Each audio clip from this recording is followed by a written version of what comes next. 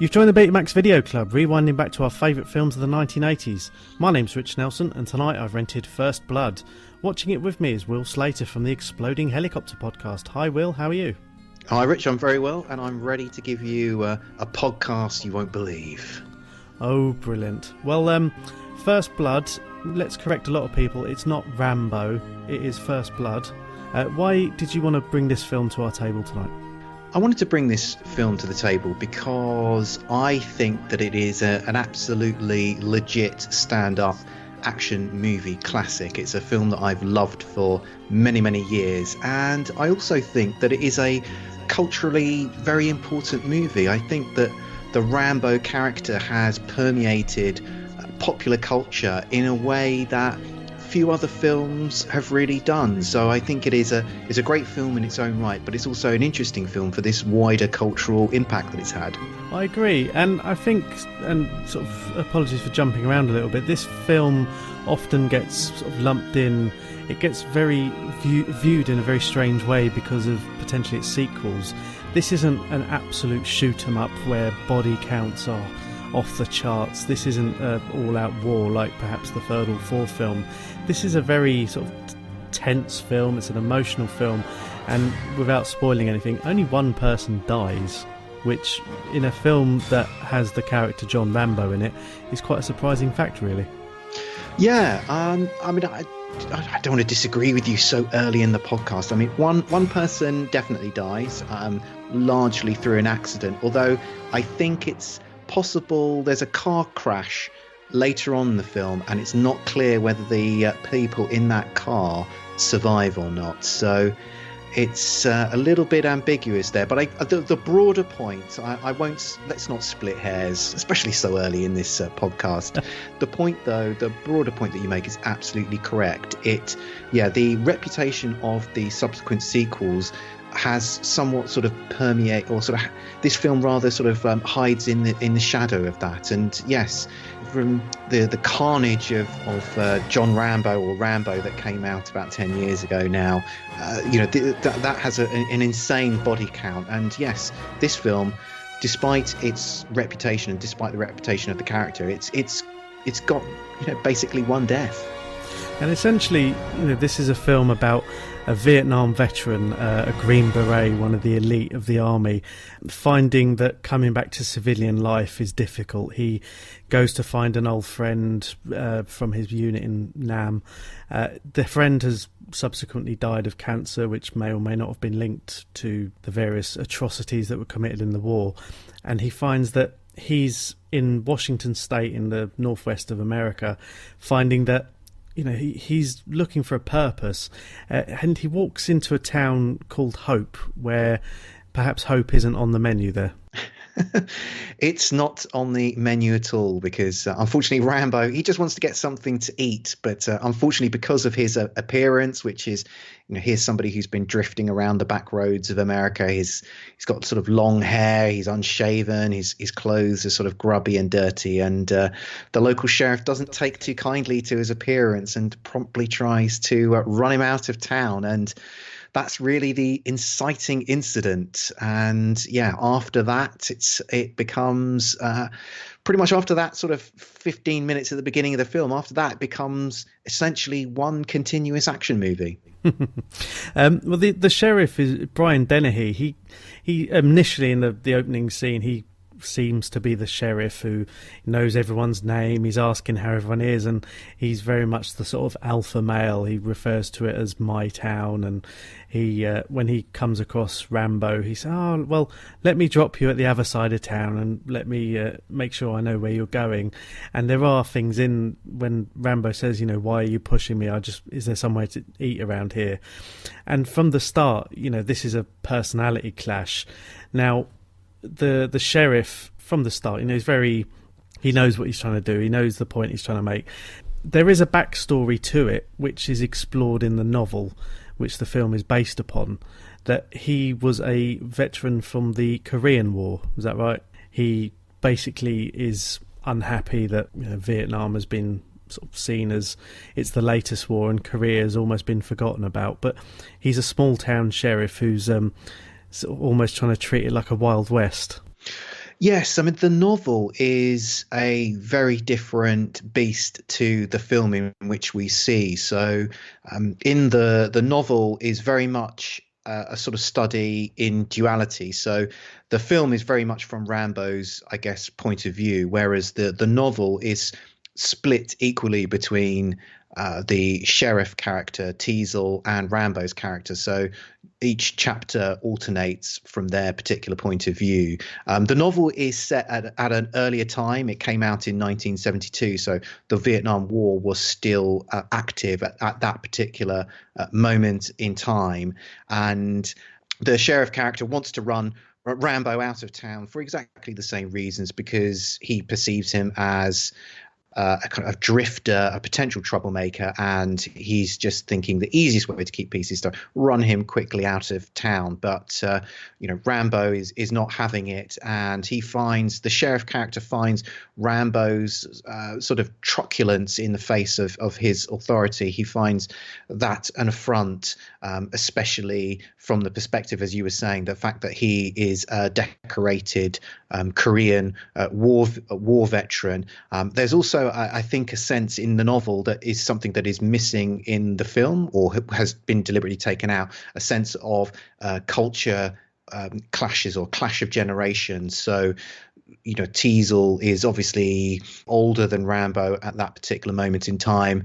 With the social, I guess Rambo being younger is more in line with the long hair that he has, more in line with you obviously had the peace movement there, the kind of the hippie movement, all of those types of thing going on at the same time. And obviously Teasel is this authority figure from an older generation that perhaps isn't so comfortable with the kind of the moving social times. So I think that tension is also played out in the novel.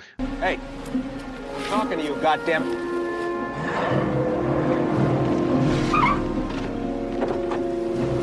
They see some ID.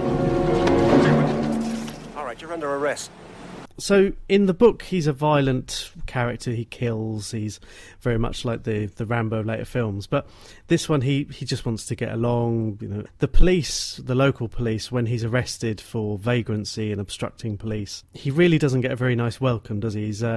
And this is where the flashbacks, and I suppose this would be an early study into post-traumatic stress disorder from his issues in the war. It's basically torture, isn't it?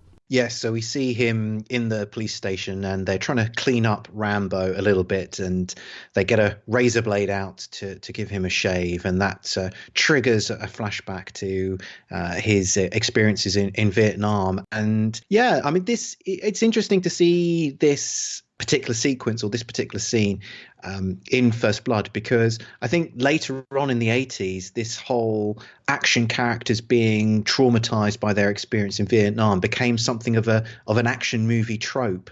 Certainly First Blood wasn't the first movie to do that, but I think it certainly was a sort of the first film that perhaps was a bit more exploring those as issues, just using that as a kind of shorthand, I guess, or a reason to have a unbalanced or psychologically hurt, damaged character within the story. Well, we all need issues, but it was it was interesting to see that the sheriff and his deputies were so keen to make him presentable in front of a judge. Where and as I suppose a tale of modern Britain, I remember there was a menswear manufacturer a couple of years ago and saying that a lot of people who buy their suits from there are doing it for their first court appearance. So I'm not sure if that was a Ratner's moment of negative marketing, but at least the essence is the same. Although I know a lot of people like to turn up in casual sportswear for their date with the magistrates.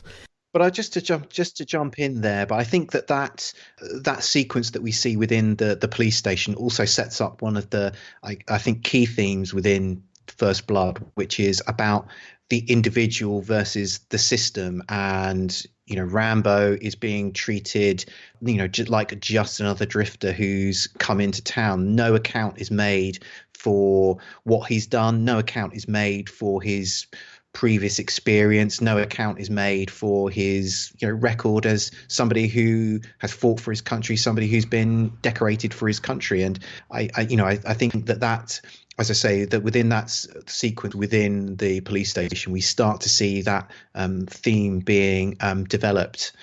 Well, as you say, he escapes from the police station and manages to nick a local motorbike, gets chased by the sheriff into the woods, and it becomes a very sort of survivalist piece where he's living off the land. He's made a sort of poncho out of an old sack. He's got his sort of super duper knife, which has got the compass and very sharp, and he can start fashioning things.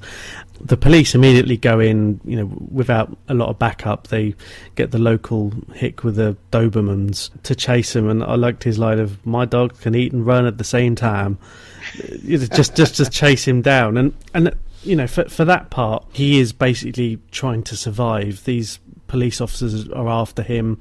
He's not sure if they're trying to kill him or just bring him back to the police station. The stakes are upped when, and this is sort of verging into your territory, when the helicopter emerges into the gorge with one of the police officers who he's taken a particular dislike to, manning the gun, as it were. He doesn't look particularly secure in the passenger seat. He's certainly not secure, as we find out a few minutes later. But just prior to that particular confrontation between Helicopter and Rambo, we have one of the many fantastic stunts and action set pieces within this film, which is the cliff jump. And it's a relatively straightforward scene. And you think if it was being done today, it would be done very differently. With the advances in technology, they've got ways to, I guess, shoot that scene a little bit differently. But I still think it really holds up as a fantastic stunt. And I think the tension and desperation of the Rambo character is really ramped up prior to that. I think it's a real character moment within the film where you see Rambo. He's driven to this cliff edge. He starts trying to climb down. The helicopter is brought in to try and spot him, and the police sheriff is taking pot shots at him, and Rambo makes this decision that I'm going to jump, and if I jump into the tree, I've got a chance of survival. And it's funny that in the way that he sort of jumps because he jumps into a tree and falls through all the bushes. This is where it's strange to say, this is when the helicopter comes down into the gorge after him. But you do sort of think that this is a soldier. We know he's a veteran. We don't know at this point exactly what sort of soldier he is. And that comes shortly afterwards. He's got a very novel way of getting away from the helicopter. He sort of hides behind a tree. And this isn't a gunship helicopter. And I mean, you probably know a lot more about helicopters, certainly in movies, than I do. This is the sergeant with a rifle taking shots at him while he's behind a tree. He manages to, let's say, distract the helicopter by chucking a hefty rock at the windscreen, which is enough in the wind, can't even remember, sort of thermal draft in the gorge, that he's managed to shake the helicopter enough that the sheriff falls out. It's pretty creative. I know that, I guess that wasn't really his intention, but it certainly got rid of the trouble for the time being. Yeah, it certainly did. And he takes a nasty fall from that helicopter onto the rocks below. And we get to see a few minutes later his bloody corpse on the ground below. And this is the only confirmed death within this film, and as you described, it is essentially an accident. Rambo throws this rock, it hits the windshield of the helicopter, and the pilot is sort of shocked by the impact of the rock, that he sort of momentarily loses concentration and control of the helicopter, shaking the sheriff from the chopper, and he ends up meeting a sticky end on the rocks below. And it's funny, and to slightly date this, now we're recording this at the start of October 2018. This week is the first days of filming for the latest in the Rambo franchise, the fifth film. Now, I've had a quick look. Now, this film came out and was made, it came out in 1982. So we're now in 2018. Sylvester Stallone is 72 now. He's just put some pictures on his Instagram and Twitter feeds of him for the first days of shooting Rambo 5. I don't know if it's got another title. Now, he's wearing what looks like a cowboy outfit and a poncho on a horse. I don't know what direction this is going to go in, because if I remember correctly, the fourth film that you mentioned, he was in Burma, basically living as a recluse almost, or a tour guide. And this time round, he's looking like a very he looks like something out of a Shoreditch cereal cafe. In his lumberjack shirt and horseback. But I'm struggling to see, and I'm sure this will come out in the fullness of time, where the arc goes from sort of survivalist drifter into this, I don't know, has he gone back in time? Who knows? Well, we do see at the end of the fourth entry that Rambo returns from Burma back to what is suggested to be, I guess, family ranch, because we see him arriving on this sort of, as I say, stereotypical sort of countryside ranch type, and there's a the classic mailbox with Rambo on it. So that's the final image of the fourth film. So that would explain this sudden conversion to rodeo rider wear that he is sporting in this the publicity shots for this fifth film. Some of the PR for this film, because this has been potentially knocking around for a little while now, has previous sort of plot leaks have suggested it'll be sort of Rambo versus Mexican drug dealers. But yeah, it will be interesting to see where they go with this. I'll be watching it anyway. I'm too much of a fan of this series, but it does feel this may be a big step away from what we've seen in previous films, but I will be lapping it up eagerly no matter what we get. In a lot of the films that I've covered for this podcast, my wife, who I always refer to, she sometimes says, I'm not going to bother watching that, or yes, I'll watch that one. She actually did want to see this, because one of the first films we saw at the cinema was Rambo 4, and amazingly she she stayed. You know how to romance a lady. Oh, she's so lucky. There was that, and I think Quantum of Solace, and I think, yes, why are we married? But she wanted to watch this, and I had to explain to her that, again, like unlike the later films, this is actually a sort of quite a tight film. Referencing the jump out of the tree, there was an initial cut of the film that was meant to be sort of between 3 and 3.5 hours, and Stallone and his people really hated it and tried to do what they could to stop it getting released. And basically what they did was cut out huge amounts of his character and let the sort of supporting cast and everyone else tell his story. Now, most of the dialogue that is left is him grunting, groaning, in pain of some sort, or basically yelling. But around this time, it's when his old boss sort of pops up from Washington, when they're having a little bit of a scrum down. The sheriff, the state police have got involved, and I believe that there's around 3,000 different law enforcement agencies in the United States. I think that sounds an accurate number. Yeah, I think when you go from sort of state, county, sheriffs and things like that. So the state police have got involved, and Colonel Troutman, Richard Crenna, has decided to turn up, and he's and one thing I did see is described as he is the Dr. Frankenstein, and Rambo is his monster, trying to find a place in civilian society. Now, he seems very proud of his inverted commas creation, doesn't he? Never possessed God in heaven to make a man like Rambo. God didn't make Rambo. I made him. Who the hell are you? Sam Trotman. Colonel Samuel Trotman. Look, we're a little busy this morning, Colonel. What can I do for you? I've come to get my boy. Your boy? I recruited him. I trained him. I commanded him in Vietnam for 3 years. I'd say that makes him mine. I wonder why the Pentagon would send a full-bird colonel down here to handle this. The Army thought I might be able to help. Well, I don't know in what way. Rambo's a civilian now. He's my problem. I don't think you understand. I didn't come here to rescue Rambo from you. I came here to rescue you from him. He is, and he is proud, but I also think there are moments within the film.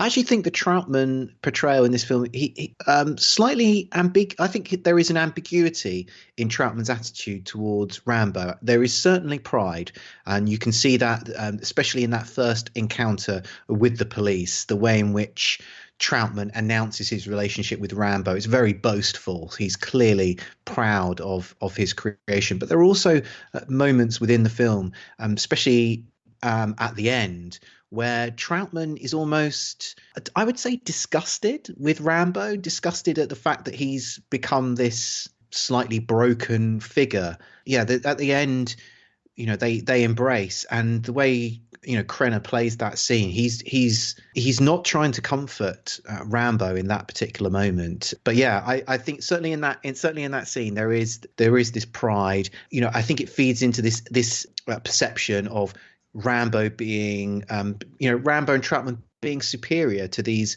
other officials. Because then afterwards it cuts to Rambo, he's sharpening sticks. It's almost like he's setting up the scene for the climactic battle of Predator with his booby traps and spikes and things like that. Now, one thing I did have to mark Rambo down for was when the dogs went after him and he killed them. Obviously in 1982 these things were probably acceptable, not today. There's no hashtag #MeToo for dog stuff. And this is where the sort of ambiguity around the one confirmed kill comes up, because he basically ensnares all of the cops in this little zone he's got. Doesn't kill any of them. He severely maims a couple. Now, these are going to be sort of life-changing injuries. Is it David Caruso? He stabs in the sort of back of the leg. Yep. And the guy who gets the sort of row of sharp sticks right across the groin region, that's going to cause some serious damage. Yeah. Ouch. And the fact that he holds a knife to the sheriff, saying just let it go, sort of trying to make that point. But I guess that's a sort of form of diplomacy that's not really going to rub up well against someone who's supposedly a decorated Korean veteran.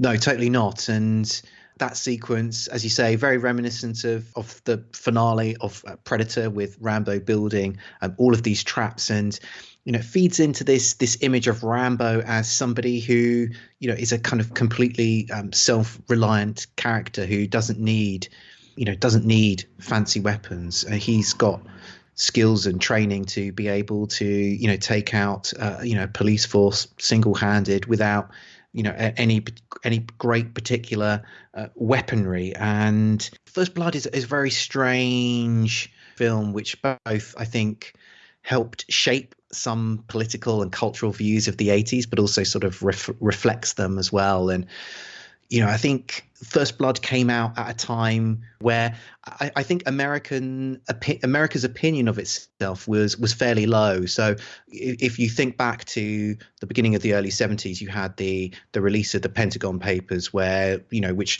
showed that the American government had essentially been lying to the American public about the conduct and the possibility of success in Vietnam. You'd also had the Watergate scandal, with the president being forced to stand down from office.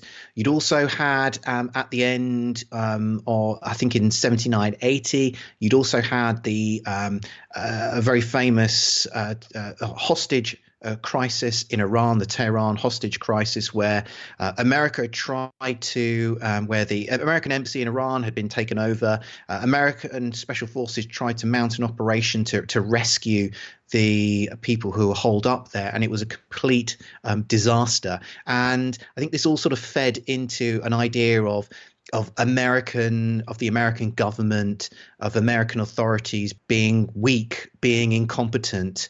And here you have a character here who is basically an individual who is basically saying, look, I am highly trained, I am highly competent. And he's sort of, I guess, reasserting some sort of national pride, or sort of showing that actually, what Americans can do these things, and showing up the kind of the forces of officialdom for being the kind of, I don't know, hollowed out incompetence that were perhaps was the kind of the popular view of that type of officialdom at that particular moment. So there are some interesting sort of dynamics, I think, sort of playing out in the formation of the Rambo character, and how the forces of officialdom are represented. Are you saying that he was trying to make America great again? Well, without the hat. Yeah, well, that's a dangerous way to frame things. I mean, it's interesting as well as a pop culture reference that this film was really Stallone's first big hit that wasn't a Rocky film. This came out, I think, just before Rocky 3. You know, you think about the 80s being almost an era of Stallone, Schwarzenegger, and I guess to a lesser extent, you know, the John Hughes films and so on. But, you know, Stallone and Schwarzenegger, these big titans, and yet, you know, a lot of Stallone's films up till now had either flopped or hadn't really got very far at all. And this was one that he had some sort of hands-on experience. I mean, he was involved in the screenplay, and I know, you know, even from the Rocky films where, you know, he really tried to get as hands-on as possible. But the main thing that I noticed from doing a little bit of reading about the film was that the director of the film, Ted Kotcheff, also directed another 80s seminal classic, Weekend at Bernie's, which also had one confirmed death, but Bernie. At least they managed to string him along for most of the film. But I mean, you know a little bit more about his sort of history, don't you? Or at least when we had a very brief discussion about it the other day. Yes, I've seen a couple of his other films. I mean, he's somebody who's had a very long directorial career, a very diverse directorial career. You know, as you say, from doing things like First Blood, and apparently he even directed an episode of Casualty at some point in the 2000s. I don't know if that is an error on IMDb or if that is actually fact, but yeah, I was very surprised to see that there. But he, the year, very interestingly, in terms of the film that we're talking about here, First Blood, the year after this came out, he directed a film called Uncommon Valor, which was about a group of Vietnam veterans who go back to Vietnam in order to try and free some POWs who are still being held by the Vietnamese at that particular point in time. It's a film that's got Gene Hackman in. So very similar, you know. So Ted Kotcheff was essentially directing part 2 of Rambo back in 1983 before Sylvester Stallone got round to directing it himself. The other film that I have seen of Ted Kotcheff, which I would really, if you don't mind me taking a brief moment for a sidebar here, that I would really recommend people going to check out is a film, one of his earliest films that he made called Wake in Fright, and it is set in the Australian outback. It's about a middle-class teacher who, for various reasons and circumstance, finds himself trapped in a small town in the outback, and he's basically going to be trapped there for the next 3 or 4 months because for various reasons. And so he's this sort of middle class teacher. He's stuck out in the middle of nowhere with these Australian yahoos, and I guess the kind of the sort of the dressings of his educated middle class life slowly fall away as he finds himself sort of with all of these people who just like to drink and gamble all day, like to go out shooting, chasing kangaroos around in jeeps, trying to shoot them. It is kind of a horror movie, but a kind of almost like a social horror. It is a very interesting, peculiar, weird film. I'm gonna have to dig that out. I mean, once I've rewatched Weekend at Bernie's, of course. Now, one thing, and again jumping around a little bit, where Colonel Troutman is that when Burt Reynolds tragically died, Stallone's tribute to him on Instagram, and I guess I always take these with a pinch of salt, but apparently Burt Reynolds had kind of almost touted himself for the role as Colonel Troutman. Now, Stallone, in his touching eulogy, said, "We couldn't afford you, you were too famous." But, I mean, that would have been an interesting thing, because, I mean, Richard Crenna, he made this role, and he basically reprised it in Hot Shots as well, didn't he? But that was it, the second Hot Shots? I can't remember. I think it was the second one. Yeah, they all merged into one. That was the one that was basically a parody of Rambo 3, wasn't it? Mm. Yeah.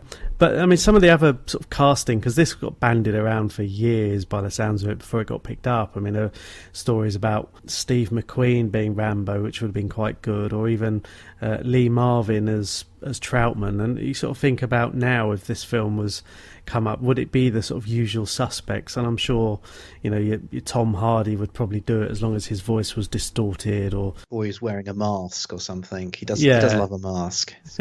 Anything that involves grunting, which, to be fair, would probably be quite good in this film. Well, very interestingly enough, talking about the Colonel Troutman character and Burt Reynolds, interestingly enough, actually Kirk Reynolds was the originally cast as Troutman and actually turned up on set, ready to shoot the film. Unfortunately, he turned up on set with a whole bunch of changes that he wanted to make to the script. And the producers and Stallone listened to what he had to say about his proposed changes and said, Kirk, we cannot accommodate you. And he walked away from the film. And so Krenner was essentially dropped into this film right at the last minute. And the first scene that you see, legend has it, the first scene where Troutman is introduced, you'll notice that he's wearing a big greatcoat, over his uniform. And apparently the reason he's doing that is because all the costume that he is wearing was fitted out for Kirk Douglas and didn't really fit him properly. So they're trying to hide the fact that that his clothes don't fit him at that particular point in the movie. So, but yeah, it's as much as it's interesting to imagine Burt Reynolds in the role of Troutman, equally, you could have had Kirk Douglas in that role. We very nearly had Kirk Douglas in that role, and that would have been very, very interesting. Yeah, this film seems to take a lot of ifs and buts and maybes. One part that we come to next, or shortly after, was when you mentioned the National Guard, basically a bunch of weekend warriors, or I suppose they'd be the American equivalent of the Territorial Army we have over here.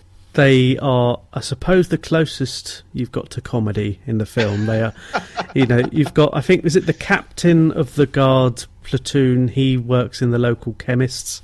Yes. The guy he summons up with a rocket launcher looked pretty much the exact version of what I imagine Nick Frost's character in Spaced to have been modelled on, especially in the paintball episode. And the whole idea was Rambo had been trapped or sort of cornered in an abandoned mine that he'd been sort of sheltering in, and rather than the whole idea was we want him alive, they're trying to coax him out, let's get the National Guard up and just blast the shit out of it.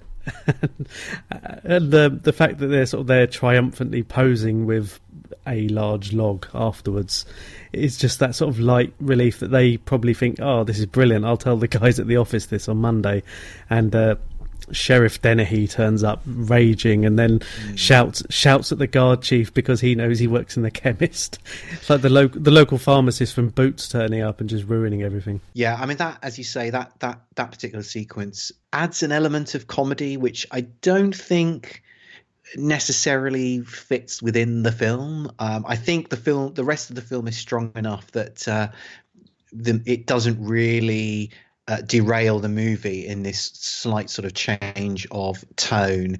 It does kind of reinforce this fact of Rambo being just a sort of an elite professional and surrounded by people who are, I guess, repeating the line from the film, who are just essentially sort of weekend warriors who don't really, I guess the idea is they don't really understand what war or what conflict is like. They don't understand the notion of true of sacrifice. They're more worried about getting back to the chemists on time than anything else. But that particular scene sets up what I think is one of my favorite sections of the movie, which is they blow up the entrance to this mine, and so Rambo is now trapped within this old mine, and we see him light a match.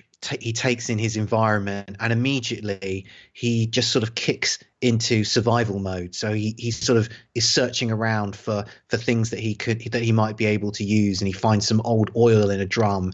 Then he rips off his top to start making like an improvised torch, and then he's trying to find his way out of the mine. And during that particular journey, we see him using his training in order to establish which way to go. And as I say, whenever I rewatch this film, and I have watched it many, many times, the mine escape is part of the film that I just enjoy every single time that I watch it, because it's just, going back to what you were saying at the beginning, when Rambo finds that his, the last surviving member of his, platoon or troop or his unit in Vietnam is dead, he's a lost soul at that particular moment. And we see him hand over the picture of his unit to the widow. He then in a very small gesture. It's very easy to actually to miss. He then sort of starts walking off, and he just throws away his address book because it's just like, there's just nothing left in this life for me. And when he finds himself in this confrontation with the police, it's as if he's suddenly reborn, because, okay, I'm now in a situation I understand. These people are attacking me. I'm trying to survive. And the sequence that we see in the mine, I think, is, again, this is Rambo in his element. This is, I understand this situation. I know what I need to do in order to survive. So he's almost, as I say, he's almost like at his most alive in this particular sequence of the movie. He is alive, unlike some of the rats that he finds in the mine and chucks against the wall. That's a very Indiana Jones and the Last Crusade sort of moment. I'll just give you a little bit of interesting trivia on the rats that we see in this particular film. So they had to use friendly rats, but the only friendly rats they could find were white. And so somebody had to painstakingly use hair dye to dye all of those rats to a darker brown, so they look like ones that might actually be living in a particular mine. So there you go. They're sticklers for detail, these people.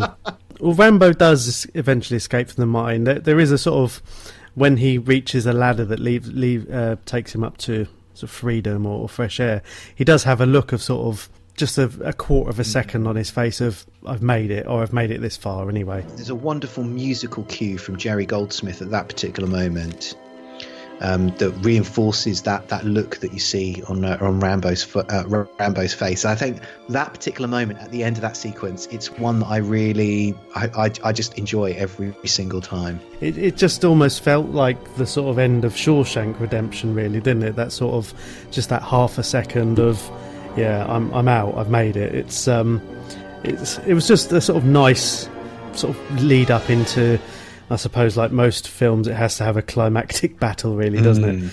But after this, he did manage to escape from the mine, and his way of making it back into, town, I suppose, was he hijacked a military transport. And again, showing that he isn't just a ruthless killing machine, and maybe had this been a Vietnamese gentleman who was driving the vehicle, he actually said his name. It was Robert A. Rotten Crotch or whatever it was. He managed to sort of say, all right, Robert A., right, get out, not shooting him or stabbing him or anything like that. Luckily for him, there was some firepower in the back of the truck. And this was the moment with the car accident, it's not an accident, it's a collision, that you referenced earlier on, that may be ambiguous as to the state of the survivors, because police vehicles trying to ram him off the road, and he manages to push them into an abandoned car and leads to was it the police car overturned, and then there was an explosion of some sort? Yes, the police car overturns, the car that they strike explodes. So I mean, it's possible that the policemen in that car survived, but I mean, it's a very nasty crash that they have, and we just don't know what their particular status is after that accident. So a bit ambiguous there, but as I say, I don't think it detracts from the wider point that we've spoken about several times in this film, that the casualty toll in this film is very, very low. As he gets back into town, and this is a part that my wife sort of raised as, why has he gone back? Because he drives back into Hope,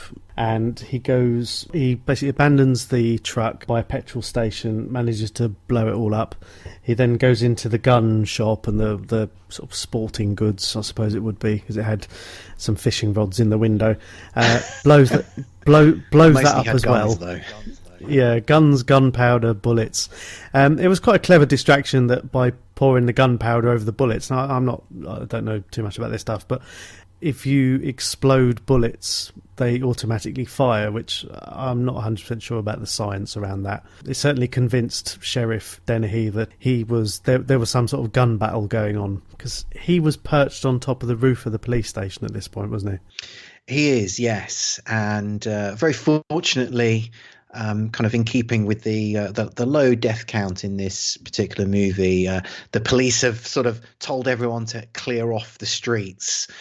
So the town that Rambo comes back into is largely deserted. So he's able to wreak the violent havoc, as you said, blowing up the sporting goods store, blowing up the local petrol station. He's able to do that safe in the knowledge that he's not actually hurting any innocent bystanders, because that would complicate the kind of Rambo persona that has been established over the course of this particular movie. Petrol station must have been closed because that blew up a tree, and yet I'm imagining no one was hurt in that incident either. So it was quite clever and good timing on his part. Yeah, definitely. Eventually, Rambo, he has seen that Sheriff is by the police station. It's sort of one of those lucky, I just caught him out the corner of my eye.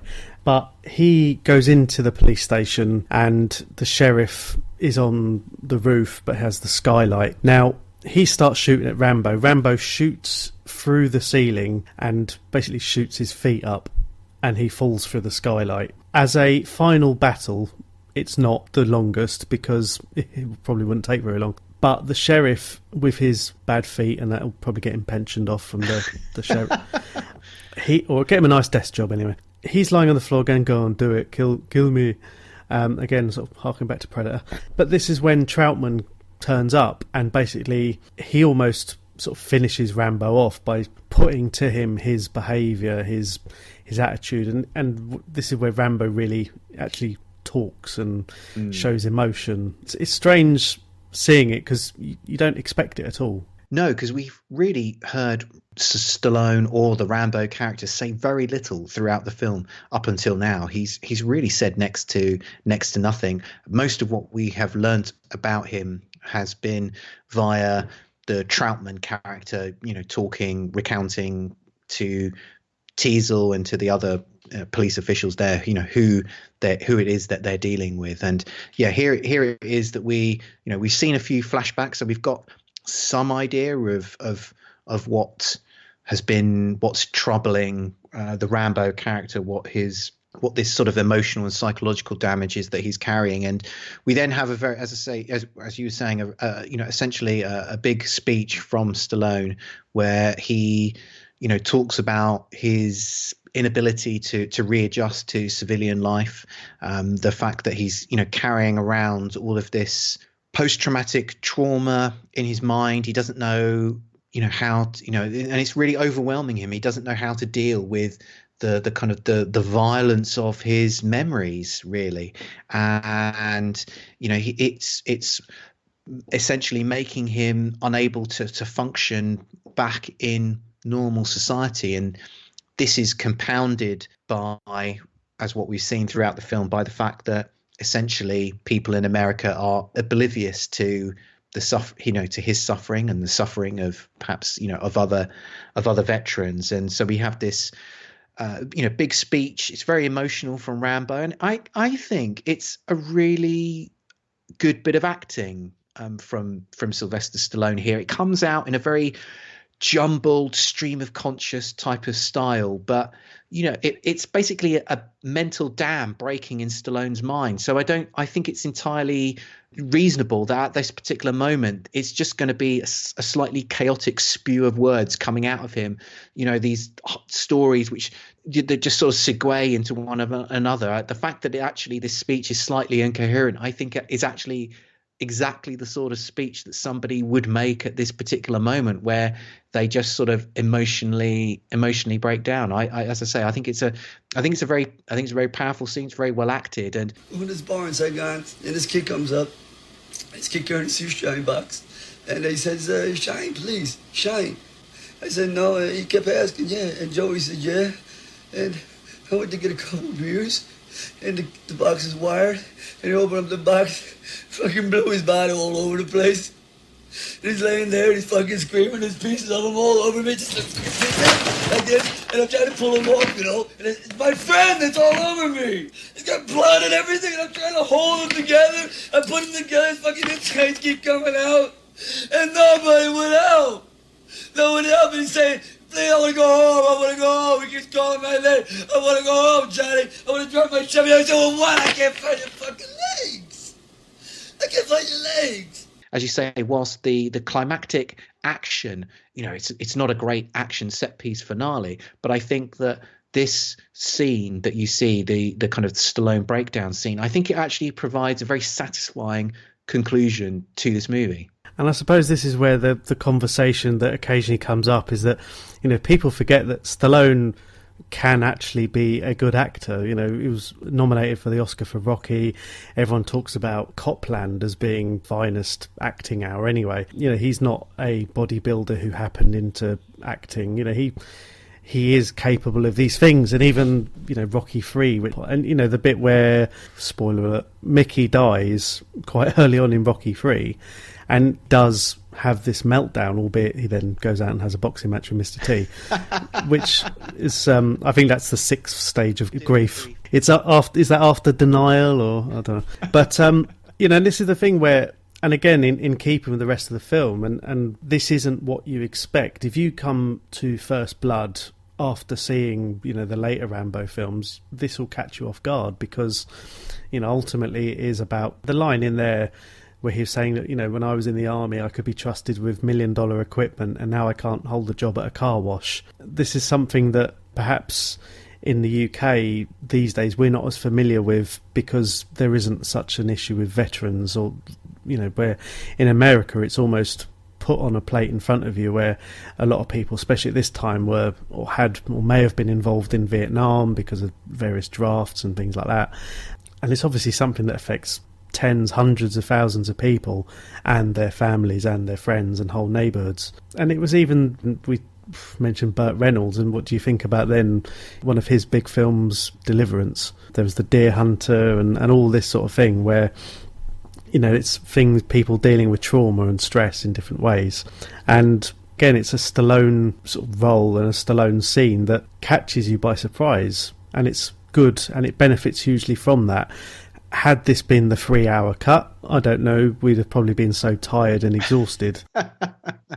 Who knows what state we'd be in. We'd probably be giving similar speeches about having to watch 3 hours of this.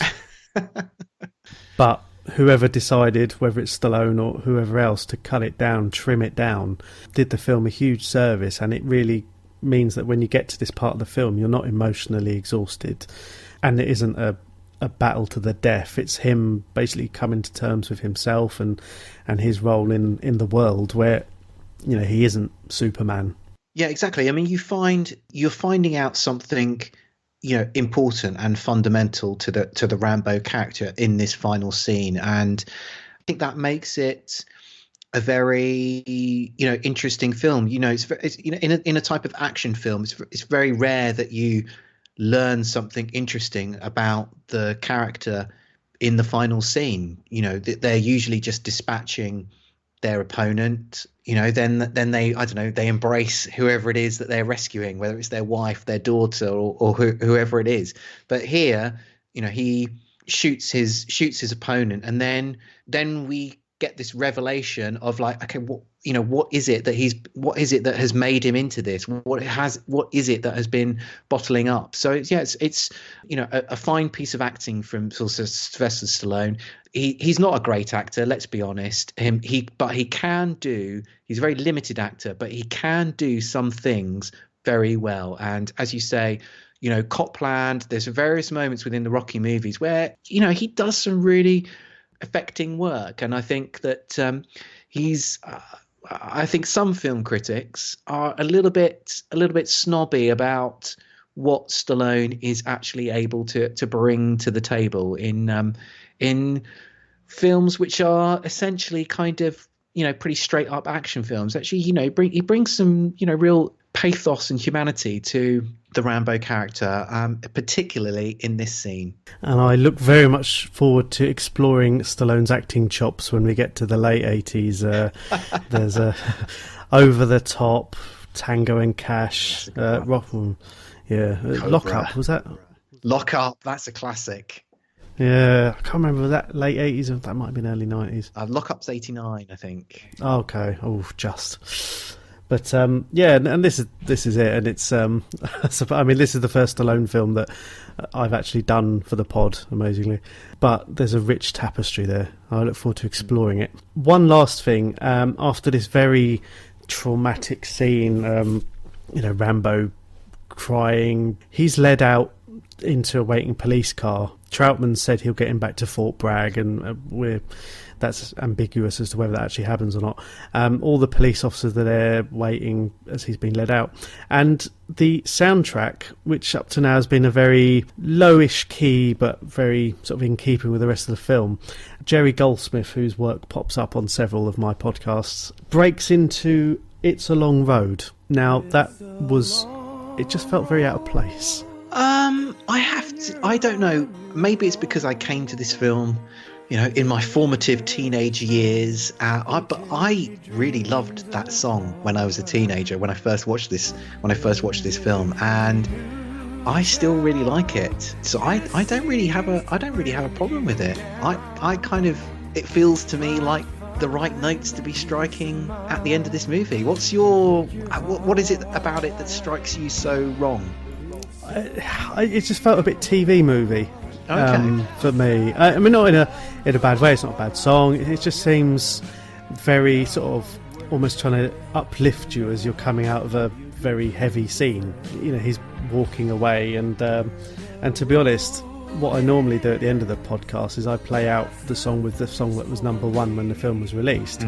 Now, that song was Save Your Love by Rene and Renato. Now, I can't bring myself to do that, because, my God, I will play It's a Long Road, just, in keeping. It's like this film, it's like this podcast, really, isn't it? But I don't know, I just found it a little bit, it caught me by surprise, let's just put it that way. It's not a bad song, I'm never going to say that, but it was just a bit like, it's almost jaunty. Well, I think, it does end, the film does end on a fairly somber note with, as you were saying, with Stallone being brought out in handcuffs from the police station.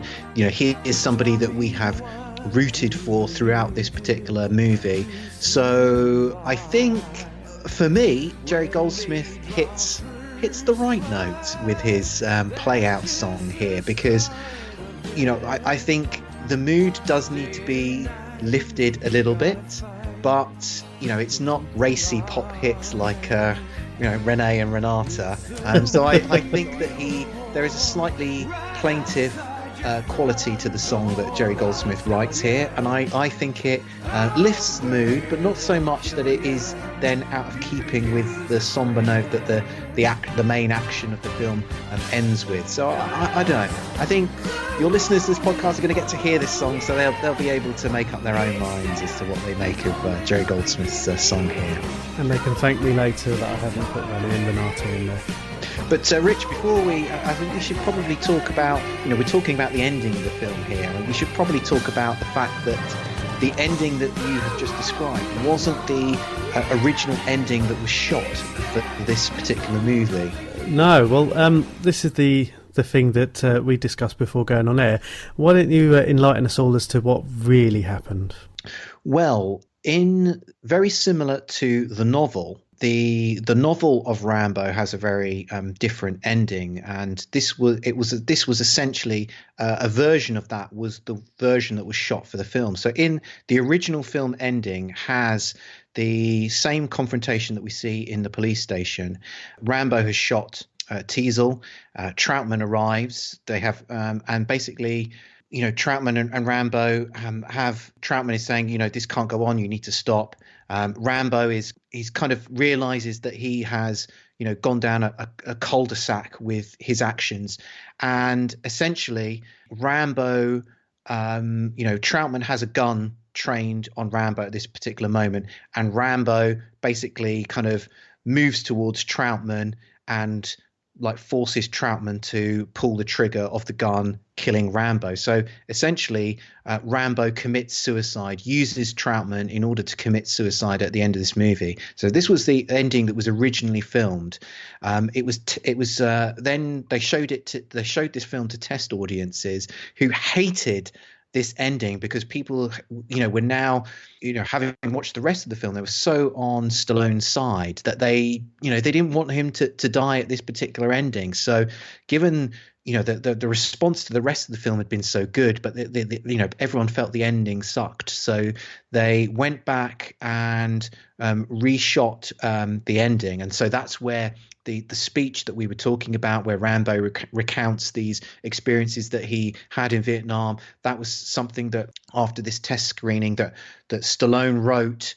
And we then have this scene where Rambo walks out of the police station with Troutman. And it's interesting, if you go back and watch First Blood with that in mind as to where the film ends up, there are certain moments within the film where hints of that original ending are clearly being set up within the film. So there's a scene about halfway through the film where Troutman and Teasle are talking in a bar. You know, they're kind of talking, you know, they've realized sort of Rambo's still alive by this point, and Teasle's sort of saying, well, what would happen if you you know, met him again? Would you kind of, you know, mollycoddle him, or would you, you know, like kill him? And Troutman sort of says, I don't know, I'd have to wait until that particular moment, or kind of words to that effect. So they're kind of clearly setting up that, you know, a certain ambiguity within the Troutman character that could then conceivably have him involved in some way in the death of Rambo. Just think, if they'd managed to screen that ending, Stallone would be busy doing Expendables 4 or Stop or My Mum Will Shoot 6. Ooh, that'd be an interesting turn. I wonder if these sort of deleted scenes and alternative endings exist somewhere, because when I dug my DVD out to watch this the other day, I thought the DVD must have been so old I'd have to rewind it. It seemed to have this it must have been one of the early DVD releases that animation was dreadful and presentation was awful. I'm not aware of there being a sort of extended cut or a version with all these extras on there. I might have to try and hunt that down. The alternative ending has been available on YouTube before. I've watched it on YouTube before, and I think it is available as one of the extras on some of the various DVD reissues there have been of the Rambo franchise. So yeah, if you're interested in seeing that original ending, you should be able to track it down one way or another. Yeah, if I do find it, I'll stick some links on the show notes, because that'd be interesting viewing, I think. Right, well, that is Rambo. Oh no, I've made that mistake, haven't I? That is First Blood. Bollocks. Yeah, First Blood, done. Well, Will, your podcast is all about exploding helicopters. Now, this helicopter didn't explode, so it's not your criteria. Sure. So I run Exploding Helicopter, which is a podcast and website dedicated to celebrating helicopter explosions in film. It might not be something that you've thought about before, but if you watch a lot of movies, you'll notice that helicopters do explode, a curious amount of the time. They seem to be a very explosive form of transport. So yes, on the website and on the podcast, we review films in the traditional manner and then we also then take a little bit of a look specifically at the exploding helicopter action, because in many films, helicopters, they do explode an awful lot of the time, but they do explode in some very weird and wonderful ways. So if you've ever watched the film The Other Guys, the comedy with Will Ferrell, you'll be able to see a helicopter explosion in there, one that has been caused by golf balls. So yeah, there's some very strange ways that films explode. So yeah, if you want to go and check that out, you can find us on all the normal podcatchers. We're on iTunes, Spotify, all of the rest. Our website is explodinghelicopter.com. Rich was very kind enough to come on the Exploding Helicopter podcast to discuss a very interesting movie called The Park Is Mine, which kind of touches on some of the same territory that we're discussing here in First Blood. So The Park Is Mine is essentially kind of Rambo in New York with Tommy Lee Jones. Very curious film. So yeah, if you're interested, why don't you start with that particular show? Well, that was great fun, because as we discussed doing that, it was a Vietnam vet dealing with things in a very different way. But no, I enjoyed doing that. And even the latest one that I listened to last week was that Spy Game, talking about the helicopter that exploded, but you didn't see it explode, or you didn't see the incident that caused it to explode, which is an absolute travesty. It is. It's a waste of all that fire. Exactly. We like to see helicopters clearly blown up. We like to see them blown up in very elaborate ways. And yeah, when directors cheat us like that, we are not best pleased. They should get your money back at the end of that one, but not for the podcast. Anyway, well, it's been an absolute pleasure to talk about First Blood. Got that one right. And as discussed, I will play the song that ended this film and not the dreadful René and Renato number. So it's A Long Road, written by Jerry Goldsmith. Will, thank you very much again. Been an absolute pleasure. Thanks for having me on. No, my pleasure. Thank you very much. It's a long road when you're on your own, and it hurts when they tear your dreams apart. And every new town just seems to bring you down, trying to find peace of mind and break your heart. It's a real war right outside your front door, I tell ya. Out where they'll kill ya, you could use a friend. Where the road ends, that's the place for me. This podcast is part of Britpod Scene, an independent network of uniquely British podcasts that's always growing. Check out BritpodScene.com or Britpod Scene on Twitter to find out more.